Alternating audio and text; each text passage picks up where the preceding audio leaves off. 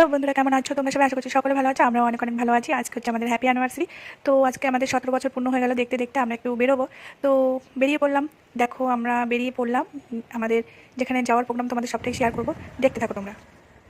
জানা জানা পথে চলেছি, একে একে দুই, দুই একে তিন হয়েছি, একে একে দুই, দুই একে তিন হয়েছি। যদিও আমি গান জানি না, তাও একটু একটু তো গাইতেই পারি। কী বলো তোমরা? অবশ্যই জানাবে, ঠিক আছে? এই দেখো আমরা যেখানে যাওয়ার মন্তব্য নিয়ে এসেছিলাম সেখানে পৌঁছে গেছি, রামসীতা মন্দির। এখানে যদিও ভিডিও করা অ্যালাউ নেই, কিন্তু একটু একটু করে আমি করে নিয়েছিলাম। জানি না কতদূর কী করতে পারবো, তোমাদের সবটাই শেয়ার করবো, তোমরা দেখতে থাকো। মন্দিরের ভেতরের দিকে যাচ্ছি। তো এখানে গিয়েই ফার্স্টে আমরা প্রণাম করবো, প্রণাম করে তারপরে ঢুকবো। আরেকটি কথা তোমাদেরকে শেয়ার না করলেই নয়, আজ আমাদের 17টা বছর। 17টা বছরে প্রত্যেকটা বছর, মানে এক থেকে শুরু করে আজকে 17টা বছর, প্রত্যেকটা বছর প্রত্যেকটা অ্যানিভার্সারিতে আমরা এই মন্দিরে আসি। এসে ভগবানকে দর্শন করে 7 পা ঘুরে এখানে এসে কিছুক্ষণ বসি। আর একটা কথা কি জানো তো, এইটা আমার কাছে মনে হয় খুব শান্তির একটা জায়গা। এখানে আসলে আমি একটা শান্তির নিঃশ্বাস নিই। আমার কেন জানি না এই মন্দিরের উপরে আমার অন্যরকমই একটা টান আছে।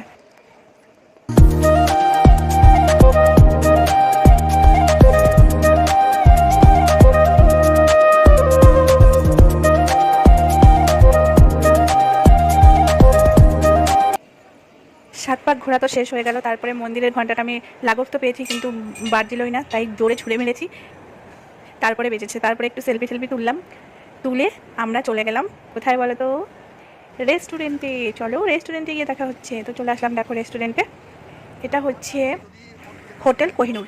এখানে চলে আসলাম, ছোটোখাটো একটা রেস্টুরেন্ট, অল্পের মধ্যে বেশ ভালোই পাওয়া যায় সব কিছুই। তো চলে আসলাম, চলো এখন একটু ভেতরের দিকে যাওয়া যাক। ভেতরে এসে সানভীর পাকা পাকা কথাগুলো শোনো। ওকে ওকে কথা বলবে না, কথা বলবে।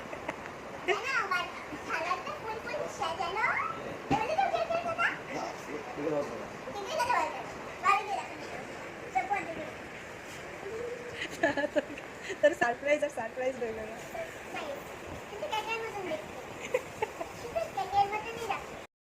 এখানে দেখো এত গল্প গুজব করার পর এখানে কিন্তু খাবারগুলো অর্ডার দেওয়া হয়েছিল, খাবারগুলো চলে এসেছে।